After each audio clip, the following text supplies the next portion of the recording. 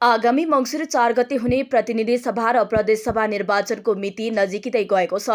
चुनावको मिति नजिकिँदै गर्दा देशभर स्वतन्त्र र साङ्गीतिक क्षेत्रमा चर्चा बटुलेका कलाकारहरूको चर्चा परिचर्चा हुन थालेको छ। चिया पसलदेखि बाटोमा हिँड्ने बटुवासम्म अहिलेको निर्वाचनमा कलाकारहरूको चर्चा छ। गत वैशाख 30 गते सम्पन्न भएको स्थानीय तहको निर्वाचनमा र्यापर बालेन शाह स्वतन्त्र उम्मेदवारी दिएर काठमाडौँ महानगरपालिकाको प्रमुख पदमा भारी मतले विजय भएका थिए। लगतै नेपाली कला क्षेत्र उत्साहित पनि भए। आगामी हुने निर्वाचनमा कलाकारिता क्षेत्रमा हस्ती जमाएका केही कलाकारहरू चुनावी मैदानमा उत्रिएका छन्। केही कलाकार स्वतन्त्र त केही कलाकार पार्टीका तर्फबाट उम्मेद्वारको रूपमा उभिएका छन्। अभिनेत्री रेखा थापाले राष्ट्रिय प्रजातन्त्र पार्टीका तर्फबाट प्रतिनिधि सभा सदस्यमा मोरङ क्षेत्र नम्बर 3 बाट उम्मेदवारी दिएकी छन्। थापा गत वर्ष मात्रै राप्रपा प्रवेश गरेकी थिइन्।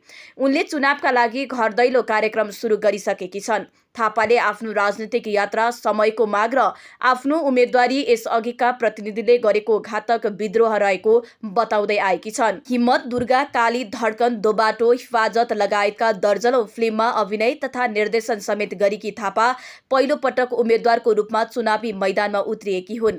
यस्तै चर्चित हास्य टेलिश्रृङ्खला सकी गोनीका कलाकार मधुसूदन पाठक काठमाडौँ क्षेत्र नम्बर 5 बाट प्रतिनिधि सभा सदस्यका लागि स्वतन्त्र उम्मेदवारी दिएका छन्। पाठक व्यतिथि राजनीतिक अराजकता, शासन र सत्ताको चरम दुरुपयोगका विरुद्ध सुशासन, विकास निर्माण, सामाजिक सद्भाव सहितको एकीकरण, भ्रष्टाचार रहित समाज निर्माणका लागि चुनावमा भाग लिएको हो। चर्चित लोक गायिका कोमल ओली दाङ क्षेत्र नम्बर 3 बाट प्रतिनिधि सभा सदस्य पदका लागि उम्मेदवारी दिएकी छिन्। ओली यसअघि राष्ट्रिय सभाकी संसद भइसकेकी छिन्।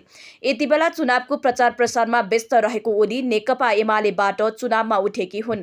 ग्रेटर नेपाल, दासढुङ्गा, बधशाला जस्ता फिल्म तथा डकुमेन्ट्रीका निर्देशक पण्डितले काभ्रे क्षेत्र नम्बर 2 बाट प्रतिनिधि सभा सदस्य पदमा उम्मेदवारी दिएका छन्। स्वतन्त्र उम्मेद्वार उनी आफ्नो क्षेत्रका सर्वसाधारणको जनजीवन बुझ्न र प्रचार प्रसारका लागि काभ्रेका गाउँमा खटिएका छन्। कमेडी च्याम्पियन सिजन 1 का विजेता हिमेश पन्तले धादिङ क्षेत्र नम्बर 1 बाट प्रतिनिधि सभा सदस्य पदको लागि उम्मेदवारी दिएका छन्। राष्ट्रिय स्वतन्त्र पार्टीका तर्फबाट चुनावमा भाग लिएका उनको चुनाव चिन्ह घण्टी हो। हास्य कलाकारले चुनावमा भाग लिएको कुरा हाँसो लाग्दो सुने पनि चुनावको दिन फेरि पुरानै नेतालाई मतदान गरे त्यो दुःख लाग्ने कुरा हुने बताएका छन्। चर्चित पुराना पप गायक सञ्जय श्रेष्ठ काठमाडौँ 6 बाट प्रतिनिधि सभा सदस्य पदका लागि उठेका छन्। श्रेष्ठले अपराधी र भ्रष्टाचारीलाई सजाय दिई सुशासनको व्यवस्था गर्ने, भ्रष्टाचार अन्त्य गरी भ्रष्टहरूलाई कानुनी कठघरामा ल्याउने तथा नेपाली जनतालाई समान न्याय, समान अधिकार र समान स्वतन्त्रताको व्यवस्था गर्ने बताएका छन्। पार्टीले टिकट नदिएपछि श्रेष्ठले स्वतन्त्र उम्मेदवारी दिएका हुन्। उनको चुनाव चिन्ह माछा रहेको छ।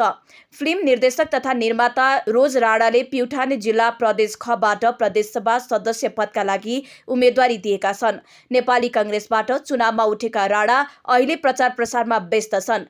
राणाले मछुनी, तिम्रो, डन, टक्कर, दुई मुटुको जस्ता फिल्म निर्माण तथा केही फिल्ममा अभिनय पनि गरेका छन्। आम नेपाली टेलिभिजनका लागि कविता चापागाई, काठमाडौँ।